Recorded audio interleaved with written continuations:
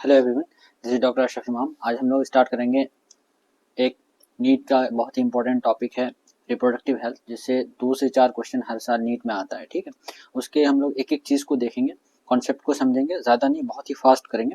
देखिए, सबसे पहले जो रिप्रोडक्टिव हेल्थ चैप्टर है, इसको रिप्रोडक्टिव हेल्थ को WHO ने किस तरह से डिफाइन किया। ठीक है, WHO के हिसाब से रिप्रोडक्टिव हेल्थ क्या है? Reproductive health is total wellbeing. Total wellbeing का मतलब क्या है?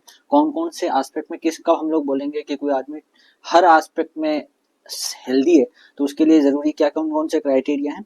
इसमें उस आदमी का फिजिकली, इमोशनली, बिहेवियरली और सोशली, इन 4 कंडीशंस को, उसके इन 4 एस्पेक्ट से अगर कोई आदमी पूरी तरह से हेल्दी है तो फिर उसको क्या बोला जाता है? Reproductive health. ठीक है, अब जब हमने रिप्रोडक्टिव हेल्थ को डिफाइन कर लिया तो हमारा फिर मकसद क्या होगा कि रिप्रोडक्टिवली हेल्दी सोसाइटी का डेवलपमेंट होना। तो रिप्रोडक्टिवली हेल्दी सोसाइटी होने के क्या क्राइटेरिया हैं? एनसीईआरटी ने 2 क्राइटेरिया लिखी हैं। उसमें क्या है? सबसे पहला क्राइटेरिया क्या है कि उस सोसाइटी के अंदर जितने भी लोग हैं उनके अंदर जो रिप्रोडक्टिव ऑर्गन्स हो वो फिजिकली और फंक्शनली क्या हो? नॉर्मल हो। कैसा? रिप्रोडक्टिव ऑर्गन्स फिजिकली और फंक्शनली नॉर्मल हो, पहला कंडीशन।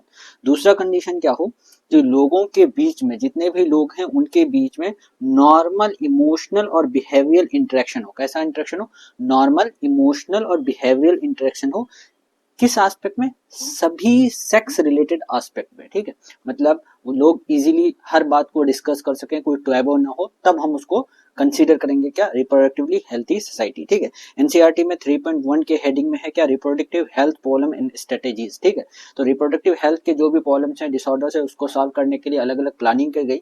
जो सबसे पहला प्लानिंग इंडिया में स्टार्ट किया गया वो क्या था? Family planning. Family planning India में कब स्टार्ट किया गया? 1951 में, 1951 में।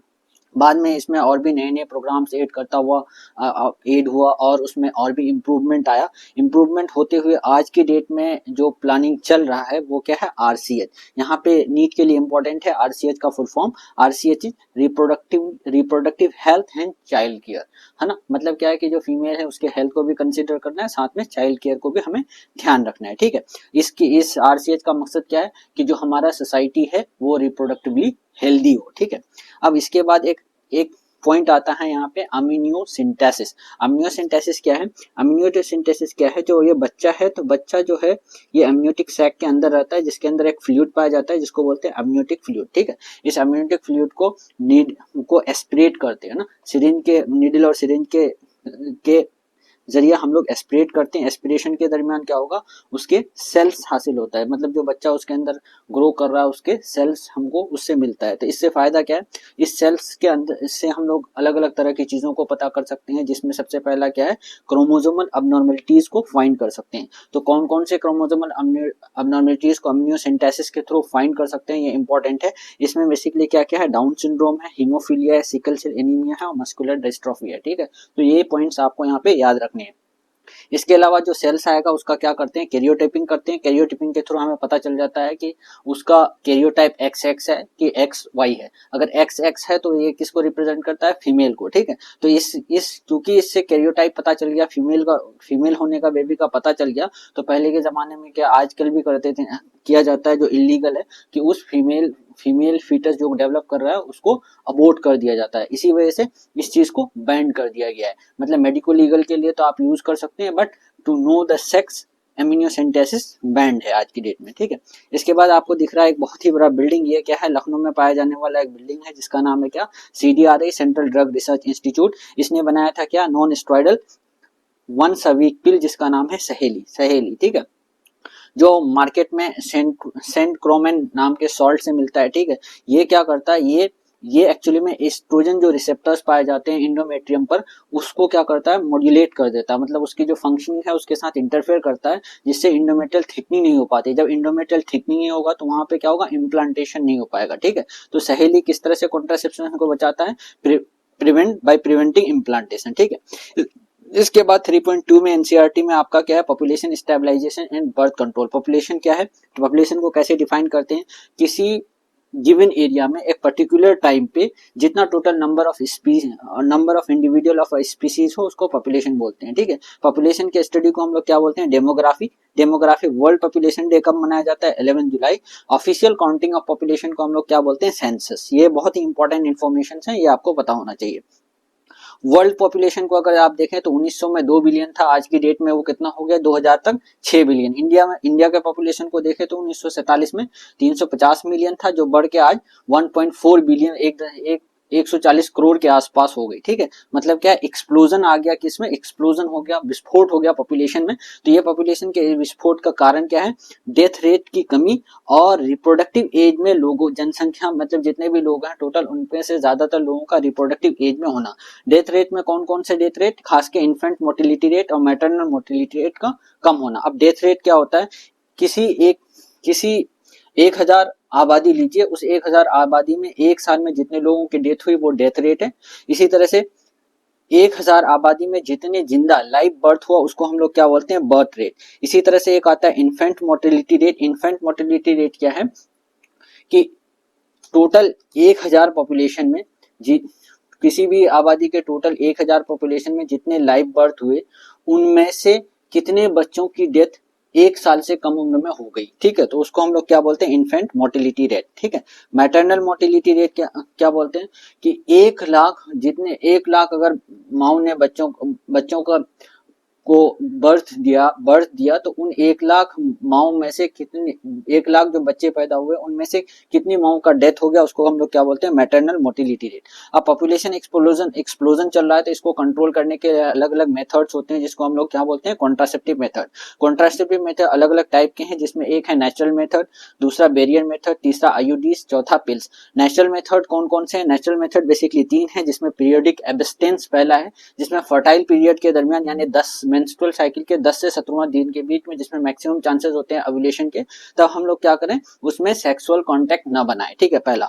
दूसरा क्या है, विड्रॉल या क्वाइटस इंटरप्टस। इस मेथड में क्या होता है कि जस्ट बिफोर इजैकुलेशन पेनिस को वेजाइना से बाहर निकाल लेना ताकि इजैकुलेशन जेनिटल ट्रैक्ट में ना हो। ठीक है, तीसरा लैक्टेशनल एमिनोरिया। लैक्टेशनल एमिनोरिया क्या होता है, लैक्टेशनल एमिनोरिया वो कंडीशन है जिसमें ड्यूरिंग लैक्टेशन क्या होता है, प्रोलैक्टिन का लेवल बहुत ज्यादा बढ़ जाता है। प्रोलैक्टिन देखिए 2 हार्मोन है, एक ऑक्सीटोसिन, दूसरा प्रोलैक्टिन। ऑक्सीटोसिन जो होगा मिल्क इजेक्टिंग है, प्रोलैक्टिन मिल्क फॉर्मिंग है। तो प्रोलैक्टिन का जो है इनहिबिटरी इफेक्ट हो पाया जाता है जीएनआरएफ पे, जिसकी वजह से क्या होता है, एलएच और एफएसएच कम हो जाता है और मेंस्ट्रुअल साइकिल सस्पेंड हो जाता है। ठीक है, बैरियर मेथड जो किस प्रिंसिपल पे एक्ट करते हैं, mainly physical mating of sperm और ओवम को रोकने के प्रिंसिपल पे एक्ट करते हैं। ठीक है, बैरियर मेथड में मेल और फीमेल दोनों के लिए कंडोम आता है। कंडोम की खास बात यह है कि ये रीयूजेबल नहीं होता, ये एसटीडीज से भी बचाता है, यूजर फ्रेंडली होता है, इजीली अवेलेबल होता है।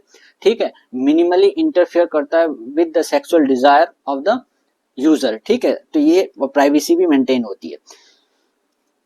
अब देखें यहाँ पे एनसीईआरटी के डायग्राम में 2 डायग्राम दे रखा है एनसीईआरटी में, ये कॉन्डोम है मेल के लिए, ये कॉन्डोम है फीमेल के लिए। इसके अलावा फीमेल के लिए जो बैरियर मेथड है उसमें डायफ्राम है, देखिए ये डायफ्राम है, दूसरा सर्वाइकल कैप्स है, ये है सर्वाइकल कैप, और ये है आपका वॉल। ये सारे चीजों को इंसर्ट करके क्या किया जाता है, फिजिकल मेटिंग को प्रिवेंट की जाती है। ठीक है, अगला है आपका क्या, इंट्रायूट्राइन डिवाइसेस। इंट्रायूट्राइन डिवाइसेस को आइडियल कॉन्ट्रासेप्टिव माना जाता है उन लोगों के लिए जो डिले करना चाहते हैं प्रेगनेंसी को, या प्रेगनेंसी के बीच में स्पेसिंग चाहते हैं। ठीक है, इसके 3 टाइप्स होते हैं, first generation, second generation, third generation.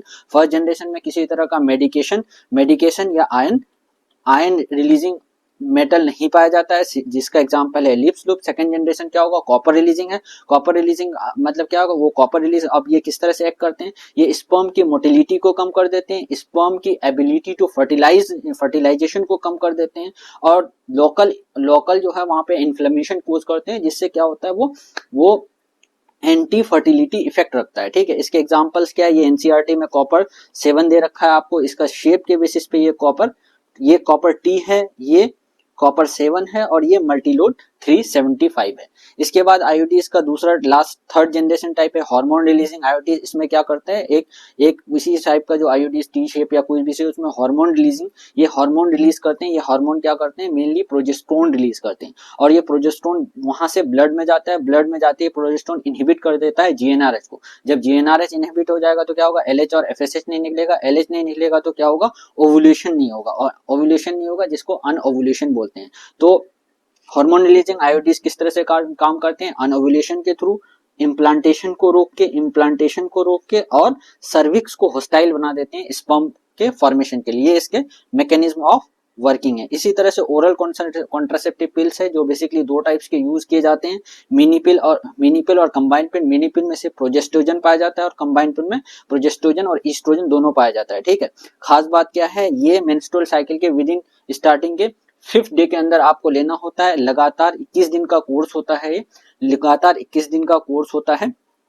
ठीक है, और बीच में 7 दिन का गैप लिया जाता है। ठीक है, तो ये भी बिल्कुल वैसे ही जैसे हार्मोन रिलीजिंग आईयूडीज एक्ट करते हैं, इसी तरह से ये भी एक्ट करता है। किस तरह से, ओव्यूलेशन को रोक करके, इंडोमेट्रियम को अनस्टेबल बना करके, किसके लिए, फॉर इम्प्लांटेशन के लिए, सर्वाइकल म्यूकस को थिक करके और इनहिबिट कर फेलोपियन ट्यूब के अंदर मोटिलिटी और सेक्रेटरी एक्टिविटी को इनहिबिट करके। इसके अलावा हम लोग क्या यूज करते हैं, इम्प्लांट्स यूज करते हैं। इम्प्लांट्स बेसिकली सिलिकॉन के बने हुए हार्मोन कोटेड डिवाइसेस होते हैं जो उसमें मेनली प्रोजेस्टेरोन पाया जाता है। ये इम्प्लांट भी वैसे ही काम करते हैं जैसे हार्मोन रिलीजिंग आईयूडीज या इम्पिल्स काम करते हैं। ठीक है, जो जिसका एग्जांपल क्या है आपका, नोर प्लांट है। ठीक है, नोर प्लांट है।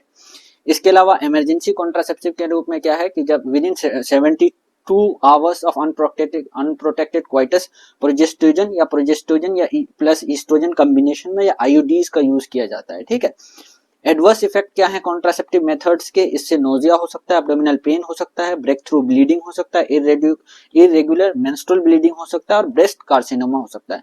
अब किसी की फैमिली कंप्लीट हो गई, वो परमानेंटली चाहता है कि और बच्चे हुई नहीं, इसके लिए 2 मेथड्स यूज की जाती हैं। पहला मेल के लिए क्या, वेजेक्टोमी जिसमें वाजा डिफरेंस को काट दिया जाता है, और फीमेल के अंदर ट्यूबेक्टोमी जिसमें फेलोपियन ट्यूब को काट दिया जाता है।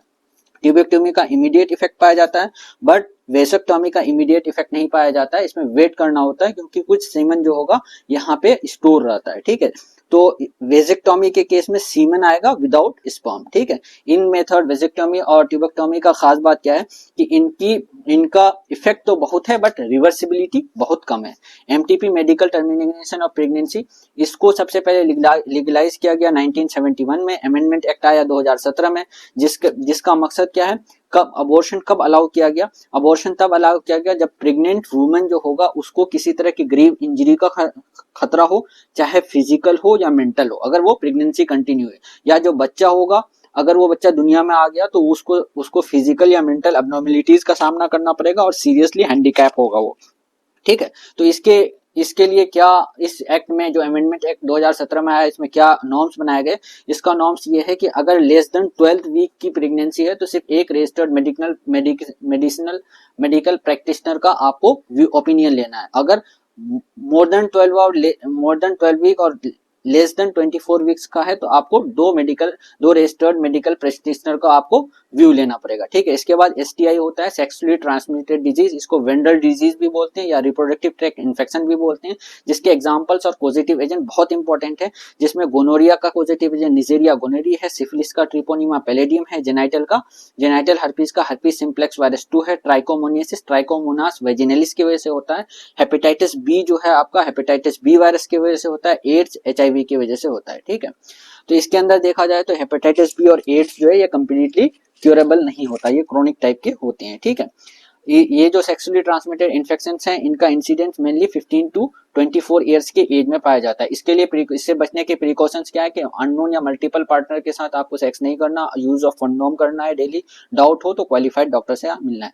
इसके बाद आता है इनफर्टिलिटी। इनफर्टिलिटी क्या होता है, सिंपल इनफर्टिलिटी, अगर कोई भी ऐसा कपल जो 1 साल तक अनप्रोटेक्टिव सेक्स करे फिर भी वो कंसीव न कर सके तो उसको इनफर्टिलिटी बोलते हैं। इसके सॉल्यूशन के लिए क्या आता है, आर्ट क्या होता है, असिस्टेड रिप्रोडक्टिव टेक्नोलॉजी, जिसमें आप टेस्ट ट्यूब बेबी का नाम जानते होंगे। टेस्ट ट्यूब बेबी में क्या होता है, मेल और फीमेल दोनों ही स्पर्म और ओवम नहीं प्रोड्यूस कर पाते हैं या फिर दोनों में से कोई एक भी, तो क्या होता है डोनर लेते हैं स्पर्म और ओवम का, दोनों को क्या करते हैं हम लोग टेस्ट ट्यूब के अंदर फर्टिलाइज कराते हैं और जाइगोट बनता है। अब ये जाइगोट 2 से 4, 4 से 8 सेल बनता है। अगर ये 8 सेल तक के स्टेज में, जिसको 8 सेल तक के स्टेज में हम क्या करते हैं इस जाइगोट को फेलोपियन ट्यूब में ट्रांसफर कर देते हैं। इसको क्या बोलते हैं जिफ्ट। जिफ्ट क्या होता है zygote intra fallopian transfer, important है, इसको ध्यान रखना है।